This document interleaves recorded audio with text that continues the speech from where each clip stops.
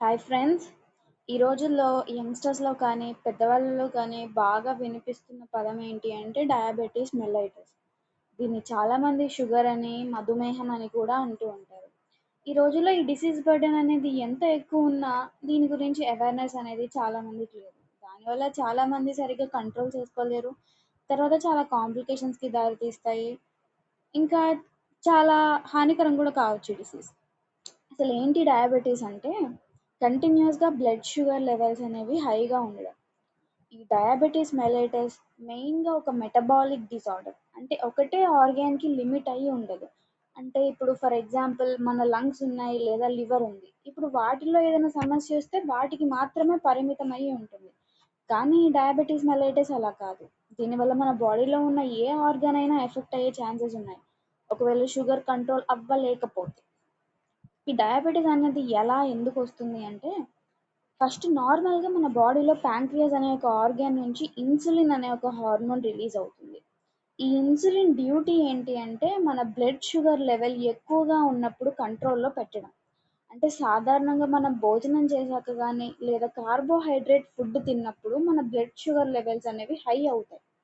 ఇప్పుడు ఈ హార్మోన్ అనేది ఏం చేస్తుంది అంటే, ఆ ఎక్కువైన బ్లడ్ షుగర్‌ని నార్మల్‌గా వేరియస్ ఆర్గాన్స్‌లోకి డిస్ట్రిబ్యూట్ చేసి బ్లడ్ షుగర్ లెవెల్ అనేది తగ్గిస్తుంది. కానీ కొన్ని రీజన్స్ వల్ల అంటే లైక్ జన్యుపరంగా కావచ్చు, లేకపోతే సెడెంటరీ లైఫ్ స్టైల్ ఎక్కువగా కూర్చొని పని చేయడము, ఎక్సర్సైజ్ లేకపోవడము, అసలు కదలిక లేకపోవడము, స్ట్రెస్ పెట్టుకోవడము, లేకపోతే పెరుగుతున్న ఏజ్, మీ ఫ్యామిలీలో కూడా ఎవరికైనా ఇదే డయాబెటిస్ ఉంటే, alcohol, cigarette smoking, cholesterol level అనేది ఎక్కువ, లేకపోతే హైపర్ టెన్షన్ లాంటి సమస్యలు ఉంటే, ఈ ఇన్సులిన్ సిగ్నలింగ్ అనేది దెబ్బతింటుంది. దీనివల్ల మన బాడీ సెల్స్ అనేవి ఇన్సులిన్‌కి సరిగ్గా రెస్పాండ్ అవ్వలేవు. దానివల్ల మనకి ఇన్సులిన్ రెసిస్టెన్స్ అని వస్తది. అంటే ఇన్సులిన్ లెవెల్ ఉన్నప్పటికీ అది సరిగ్గా పనిచేయదు. రిజల్ట్ ఏంటి అంటే మీ బ్లడ్ షుగర్ లెవెల్స్ అనేవి కంట్రోల్ అవ్వవు. సో, బ్లడ్ షుగర్ అనేది ఎప్పుడు ఎక్కువగానే ఉంటుంది.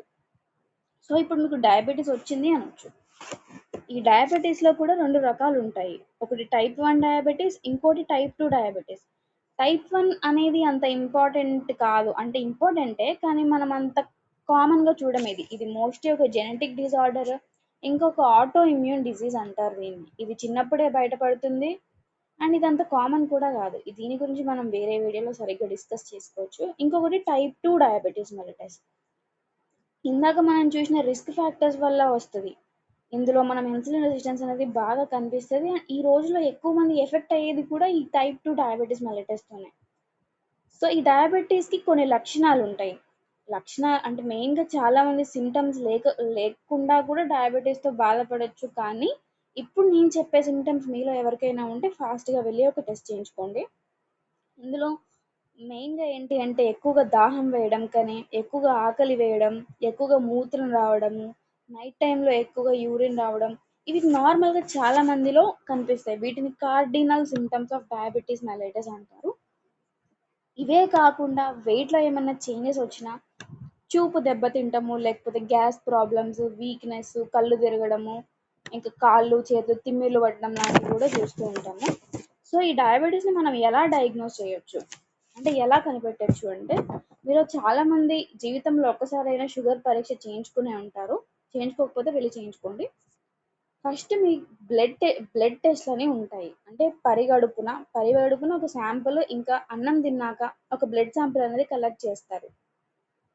కలెక్ట్ చేసినాక రెండిట్లో బ్లడ్ షుగర్ లెవెల్స్ ఎలా ఉన్నాయని మెజర్ చేసి దానివల్ల మీకు ఒక రిపోర్ట్ ఇస్తారు. ఇప్పుడు పరిగడుపున బ్లడ్ శాంపుల్ తీసుకుంటారని చెప్పా కదా, దాన్ని ఫాస్టింగ్ బ్లడ్ గ్లూకోజ్ అంటారు. ఇది నార్మల్‌గా 70 నుంచి 100 అంటే 70 నుంచి 100 లోపు ఉంటే మంచిది. ఒకవేళ 125 కంటే ఎక్కువ ఉంటే మీరు డయాబెటిస్ అనే రిపోర్ట్ వస్తుంది. తిన్నాక చూసేది తిన్నాక ఉండే బ్లడ్ షుగర్ లెవెల్‌ని post prandial blood glucose level అని అంటారు. ఇది 140 కంటే ఎక్కువ ఉంటే 140 కాదు సారీ 140 వరకు ఉంటే నార్మల్. ఒకవేళ 200 కంటే ఎక్కువ ఉంటే సేమ్ డయాబెటిస్ అని అంటారు. కానీ ఈ నార్మల్ లెవెల్స్‌కి ఇంకా డయాబెటిస్ లెవెల్‌కి మధ్యలో ఒక స్టేజ్ ఉంటది. దాన్ని ప్రీ డయాబెటిస్ స్టేట్ అంటారు. అంటే ఒకవేళ ఈ లెవెల్‌లో మీరు ఉన్నట్లయితే ఈ స్టేజ్‌లో మీరు బ్లడ్ షుగర్ లెవెల్స్ అనేవి కంట్రోల్లో పెట్టుకోవడము, సరిగ్గా జాగ్రత్తలు తీసుకుంటే మీరు డయాబెటీస్ని రాకుండా అదుపులో పెట్టుకోవచ్చు. ఈ ఈ బ్లడ్ షుగర్, ఈ random blood sugar, fasting blood sugar కాకుండా ఇంకొకటి మెయిన్గా ఒక టెస్ట్ ఉంటుంది, HbA1c అంటారు. దాన్ని 3 నెలల షుగర్ పరీక్ష అని కూడా అనే ఉంటారు. ఇది చాలా యాక్యురేట్ రిజల్ట్స్ ఇస్తుంది. అంటే ఒక 3 మంత్స్ వరకు పాటు మీ బ్లడ్ షుగర్ లెవెల్స్ అనేవి, ఒక 3-4 మంత్స్ పాటు మీ బ్లడ్ షుగర్ అనేది ఎట్లుందో ఈ టెస్ట్లో తెలిసిపోతుంది. ఒకవేళ ఇది 5.7 కంటే తక్కువ ఉంటే మంచిది. ఒకవేళ 6.4% కంటే ఎక్కువ ఉన్నట్టయితే మీరు డయాబెటీస్, మీరు మీరు మీ షుగర్ని పక్క కంట్రోల్లో పెట్టుకోవాలని అర్థం. ఇంకా అసలు ఈ డయాబెటీస్ని ఎందుకు డయాగ్నోస్ చేసుకోవాలి, ఎందుకు ఇంపార్టెంట్ అంటే, ఒకవేళ ఇది మనం మిస్ చేసినామంటే దీనివల్ల చాలా కాంప్లికేషన్స్ వచ్చే ఛాన్స్ ఉన్నాయి. చెప్పా కదా, ఇది ఒక మెటబాలిక్ డిజార్డర్. దీనివల్ల మనకి బాడీలో ఏ ఆర్గన్ అయినా ఎఫెక్ట్ అవ్వచ్చు, లైక్ హార్ట్ అవ్వచ్చు, కిడ్నీస్ అవ్వచ్చు, ఐస్ అవ్వచ్చు, కాళ్ళు, చేతులు, న్యూరోపతి అని, నెఫ్రోపతి అని చాలా సమస్యలు వచ్చే ఛాన్సెస్ ఉన్నాయి. ఇందులో మెయిన్గా మన కంటి మీద భారం పడితేనేమో మనకి విజన్ ప్రాబ్లమ్స్ అనేవి వస్తాయి. క్యాటరాక్ట్ అంటే శుక్లాలు రావడము, అవి ఇవి రెటినోపతీస్ చూడటము, అవన్నీ కనిపిస్తాయి. కిడ్నీస్ మీద పడింది అనుకో, ఇది చాలా డేంజరస్ అవ్వచ్చు, నెఫ్రోపతి అంటాము. ఇది ఈ నెఫ్రోపతి అనేది ఈవెన్చువల్గా కిడ్నీస్ ఫెయిల్ అయ్యే వరకు దారి తీయొచ్చు. ఇంకొకటి నరాలు అనేవి కూడా ఎఫెక్ట్ అవుతూ ఉంటాయి. ఇప్పుడు మనకి కాళ్ళలో, చేతుల్లో ఈ పెరిఫెరల్ నర్వ్స్ అని అంటాము. ఒకవేళ ఈ షుగర్ ఎక్కువైనప్పుడు ఏంటంటే, మీకు చిన్న చిన్న కట్స్ అయినా, చిన్న చిన్న దెబ్బలు తగిలినా కూడా మీకు ఆ సెన్సేషన్స్ అనేవి, ఆ స్పర్శ అనేది తెలియదు. దానివల్ల ఆ ఇన్ఫెక్షన్ అనేది ఇంకా పైకి వెళ్ళే ఛాన్సెస్ ఉన్నాయి. అలాగే ఆ ఇన్ఫెక్షన్స్ వల్ల మీరు మీ కాలు మొత్తం పాడవడము, చేతులు మొత్తం పాడడం, చివరికి చేతుల్ని కాళ్ళని తీసేయాల్సి వస్తుంది. అదే కాకుండా ఒకవేళ ఆ ఇన్ఫెక్షన్ అనేది డైరెక్ట్ మీ బ్లడ్ లోపలికి వెళ్తే సెప్సిస్ అని, సెప్టిక్ షాక్లోకి ల్యాండ్ అవ్వచ్చు. ఇదే కాకుండా ఇంకా స్టమక్ మీద కూడా చాలా ఎఫెక్ట్స్ ఉంటాయి, జీర్ణ వ్యవస్థ మీద. అంటే ఫుడ్ సరిగ్గా అరగకపోవడము, సరిగ్గా డైజెస్ట్ అవ్వకపోవడము, ఇంకా మలబద్ధకము, ఇంకా చాలా రకాల సమస్యలన్నీ వస్తాయి. అల్సర్స్ అని, జాయింట్ పెయిన్స్ అని, ఇంకా అడ్వాన్స్డ్ కేసెస్లో అయితే హార్ట్ అటాక్, బ్రెయిన్ స్ట్రోక్ అనేవి ప్రాణాంతకం కావచ్చు. ఇవన్నీ చాలా ఎమర్జెన్సీ సిచ్యువేషన్స్. సరిగ్గా కంట్రోల్ చేసుకోలేకపోతే చివరికి ఎన్ననుకున్నా ఏం వచ్చేది ఏమి ఉండదు. ఇంకా ఈ వీడియోకి ఇంతే.